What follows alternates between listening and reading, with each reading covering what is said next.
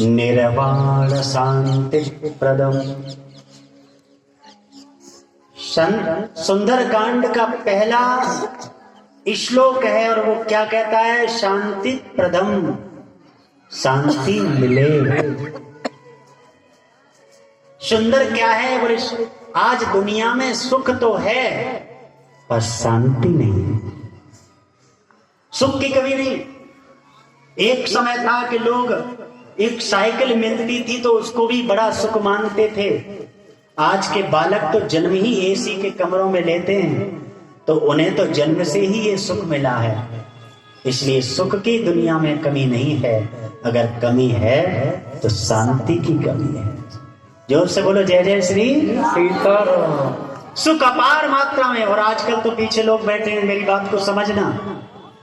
आजकल तो सुख बैंकों में मिलता है, लोन ले आओ, सब सुख अर्जित कर दो। और कोई ज्यादा दिमागदार हो तो देनी भी नहीं पड़ती। बोलो जय जय श्री। हाँ, वो किस्त, वो लोन देना भी नहीं पड़ता। सारा सुख बैंकों में भरा पड़ा है, तुम लोग तो सही, देने वाले कम पड़ जाते हैं। सुख की कहीं कमी नहीं है, पर अगर कमी है तो दुनिया में शांति की कमी है। शांति की दुनिया, शांति के लिए कोई फैक्ट्री नहीं लगी, शांति की कोई दुकान नहीं खुली। सुंदरकांड काम क्या करता है? बोले सुंदरकांड का काम ही है जीवन में शांति की स्थापना करना। और जिस जीवन में शांति स्थापित हो जाएगी वही जीवन सुंदर कांड हो जाएगा, वही जीवन सुंदर बन जाएगा। बोलो जय जय श्री सीताराम। अक्सर लोग कहते हैं कि महाराज जी ये सुंदरकांड का नाम सुंदरकांड क्यों पड़ा? तो पहला तो कारण ये समझ लो, ये संतों ने वर्णन किया था कि जहां शांति स्थापित है, सुख के साथ साथ शांति भी आ जाए तो वो जीवन सुंदर बनता है। दूसरी बात, सीता कौन है? सीता कौन है? बोले साक्षात भक्ति है। और जिस जगह शांति कहाँ मिलती है? बोले ज्ञान में कभी कभी आपको शांति नहीं मिलेगी। ज्ञानवान मैंने बहुत चिंतित और देखे। बोले सच्ची शांति कहाँ मिलेगी? बोले जिस जीवन में भक्ति का आगमन हो जाएगा वो जीवन सब सुंदर और शांत हो जाएगा। इसलिए इसको क्यों भक्ति रूपी जानकी जिस जगह आकर के विराजमान हो गई वो हर जीव, वो हर जगह सुंदर हो गई महाराज, सुंदर हो गई। और एक बड़ा सुंदर भाव सुनिएगा, इसको सुंदरकांड क्यों कहा? क्योंकि रामचरितमानस में 7 सोपान है, 7 कांड है, जिसमें भगवान के बचपन की लीलाओं का वर्णन किया गया, उसे बालकांड कहा। जिसमें भगवान की युवा अवस्था और विवाह आदि का वर्णन किया गया, अयोध्या का वर्णन किया गया, उसे अयोध्या कांड कहा गया। जिसमें वन प्रवेश का, वन के मार्ग घूमने का जो वर्णन किया गया, उसे अरण्य कहा गया। जिसमें किष्किंधा के नगर की कथा सुनाई गई, बाली आदि का वध किया गया, ये सब किष्किंधा कांड कहा गया।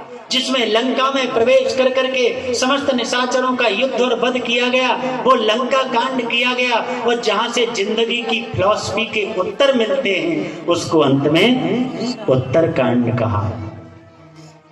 क्योंकि जो भी जीवन में रामचरितमानस में जो भी कांड हैं वो सब उनके द्वारा किए हुए काम के ऊपर निर्भर है। फिर सुंदरकांड में क्या हुआ? ध्यान से सुनना। ये जो लंका बसी है ना, ये त्रिकूटाचल पर्वत पे बसी है। 3 पर्वत थे इस पर विशेष। पहला था सुबेल पर्वत।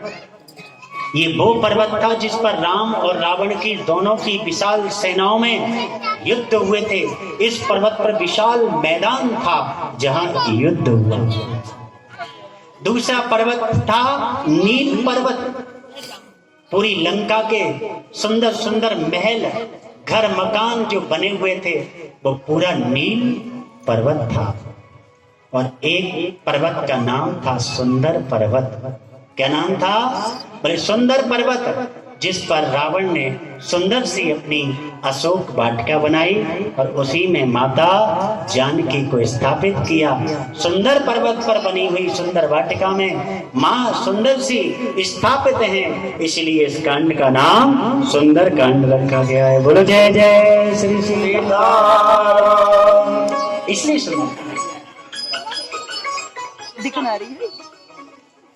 सुंदरकांड का शुभारंभ पहली बात से होता है, शांति से। और यदि कोई व्यक्ति, बड़ा अच्छा सूत्र हनुमान जी महाराज देते हैं, यदि कोई श्रेष्ठ काम किया जाए तो अपनी ही बुद्धि से नहीं, बोले फिर किससे करना?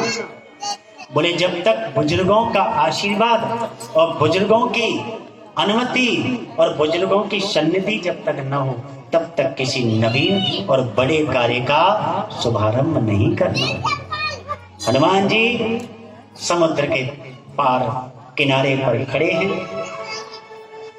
बहुत सारी सेना भी खड़ी है और उन्हीं के मध्य में बहुत ही बुजुर्ग बड़े बूढ़े हैं जिनका नाम है जामवंत जी। बड़ा सुंदर बात।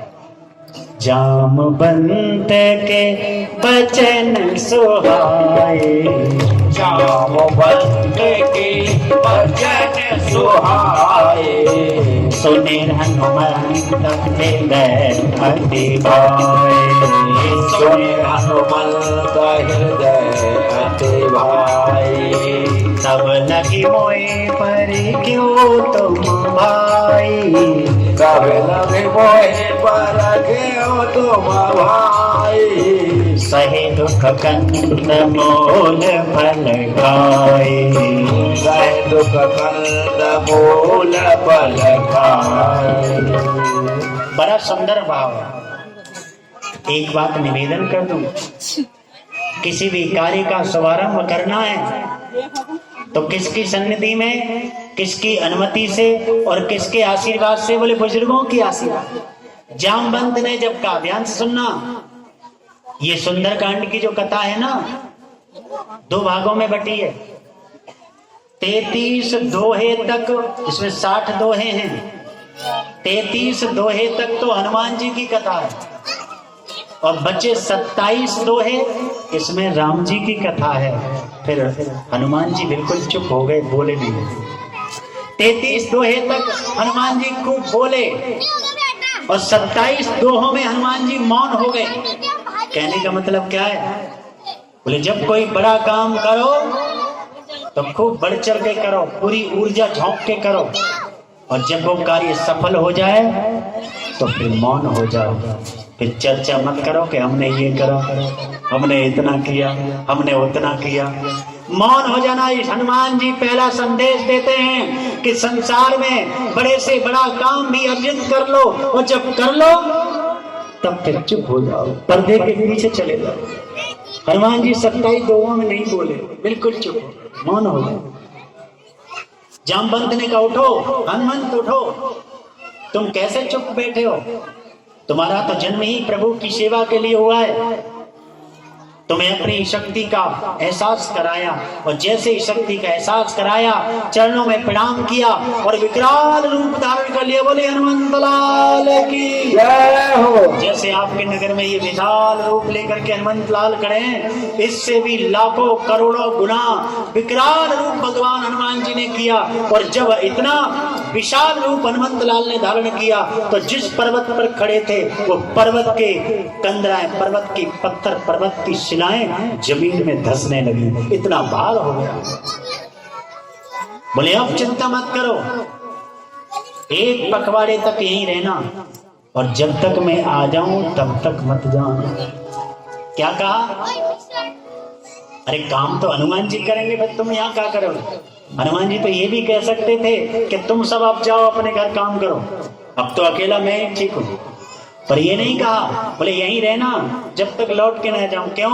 बोले हनुमान जी जिस काम को करना चाहते हैं उसका श्रेय अकेले नहीं सबको देना चाहते हैं। हम जो भी काम करें हम उसका श्रेय अकेले नहीं लें, उसका श्रेय हम सबको मिले। ये बात, ये राम कथा हो रही है, इसका श्रेय कोई विशेष व्यक्ति पर जावे, ऐसा नहीं। इसलिए आपके द्वार पर जाकर हम लोग हाथ फैला रहे हैं, आपसे अनुरोध कर रहे हैं कि आप सब लोग इस श्रेय में सम्मिलित हो जाओ। ये श्रेय हम लोग अकेले नहीं करना चाहते। ये भी मेरे को पता है, इस कॉलोनी में ऐसे भी लोग हैं, ऐसे अनुष्ठान तो कर देना उनके लिए कोई ज्यादा बड़ी बात नहीं, अकेले ही कर सकते। लेकिन सबका सहयोग इसलिए लिया जा रहा है।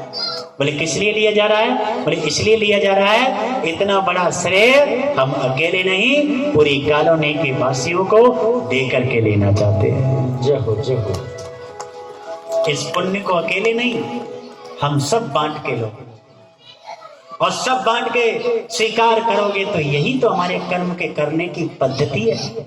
हनुमंत लाल कहते हैं यही रुकना जब तक मैं लौट के ना। एक छलांग लगाई और छलांग लगाने से पहले ही सुरसा नाम की एक देवी पधारी है।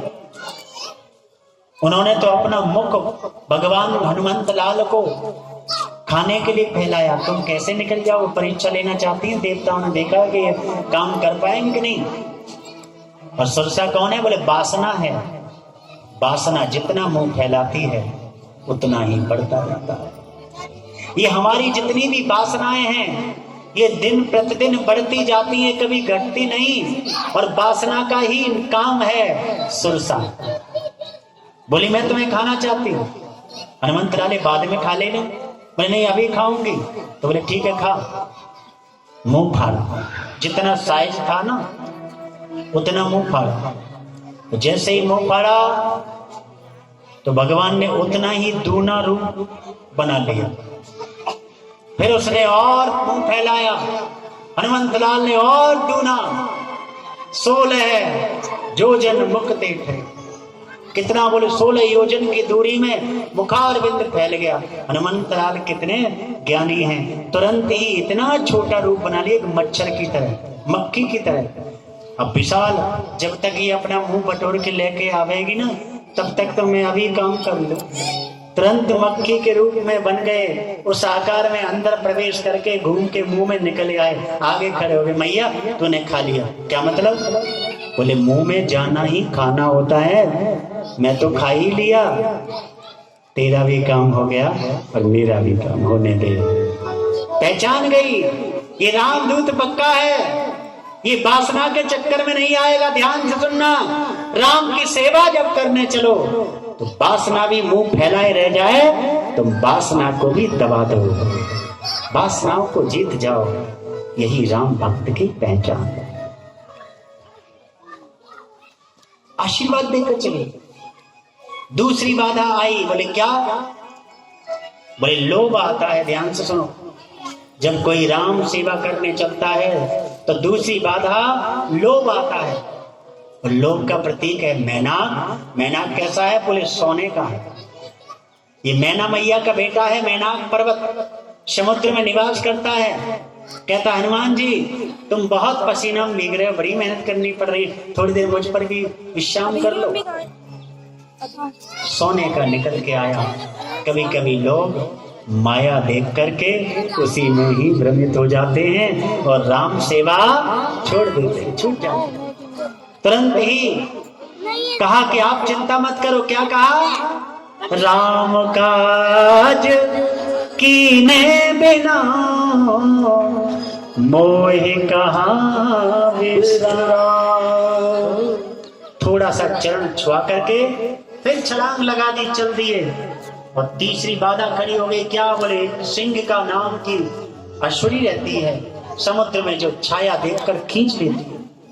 हनुमान जी चले तो उनकी परछाई को सिंह का खींचने लगी। हनुमान जी की गति कम होती जा रही। बोले मेरी गति कम क्यों हो रही? ब्रेक कैसे लग रहा है? नीचे देखा तो सिंह का मुंह फाड़े पड़ा। भगवान ने एक मुष्टिक प्रहार किया और उसको वहीं पर धूमिल कर दिया। उसको मार करके भगवान फिर उड़ दिए और लंका में प्रवेश किया। लंका में प्रवेश करने से पहले पता है क्या किया?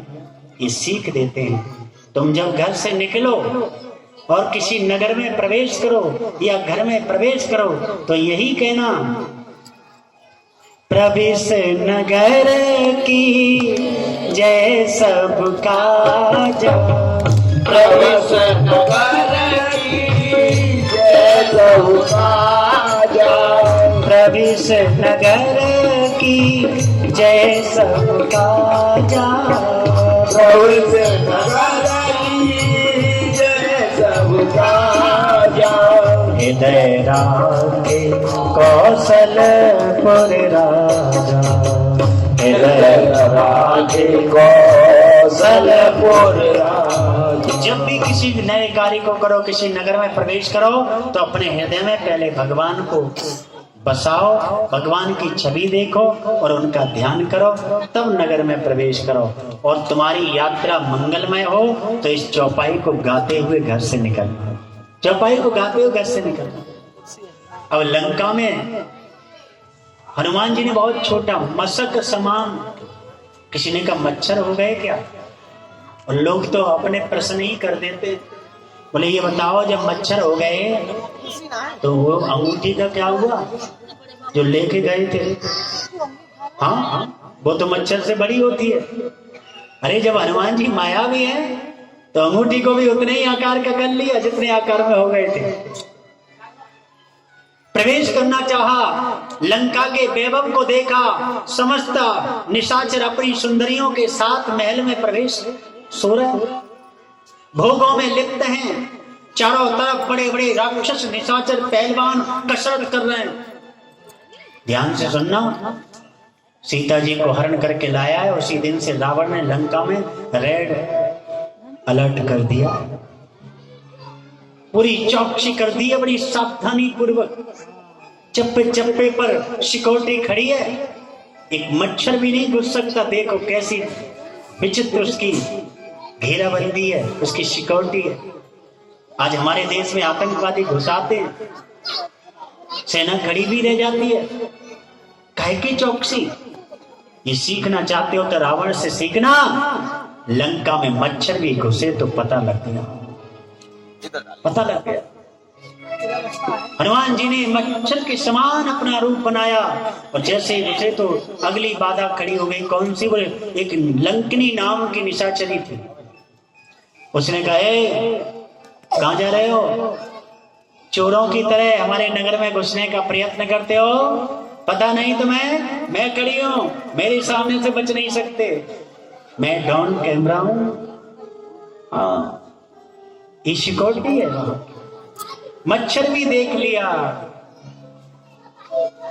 हनुमान जी बोले वाह, सबसे बड़ा तो चोर इसी के नगर में बैठा है और मेरे को चोर कहती है। अभी बताता हूं, मैं बताता हूं कि चोर के घर में रहने वाली का क्या हाल होना चाहिए। एक घूसा उसके मस्तक पे जमाया, रुधिर वमन करता हुआ जमीन पे गिर गई। अब तक तो क्या भाषा बोल रही थी, अब एकदम भाषा ही बदल गई। घूसा खाकर तुरंत बोल पड़ी, चरणों में गिर गई। आज मैं समझ में आया है महाराज, अब मैं समझ गई कि आज रामदूत का दर्शन हो गया, इन समस्त निशाचरों के उद्धार का समय आ गया है। ये मुझे वरदान प्राप्त है। अब तुम निश्चय होकर के आराम से काम करो, कोई तुमसे कहने वाला नहीं। हनुमान जी प्रवेश किया और जैसे ही प्रवेश किया तो क्या देखा? मंदिर मंदिर प्रतिकर शोधा, मंदिर मंदिर प्रतिकर शोधा, जहाँ तहाँ देखे अगणित जोधा, जहाँ तहाँ देखे अगणित जोधा। क्या देखा? बोले मंदिर मंदिर। ध्यान से सुनना, लंका के प्रत्येक घर को गोस्वामी बाबा क्या कह रहे हैं? बोले मंदिर।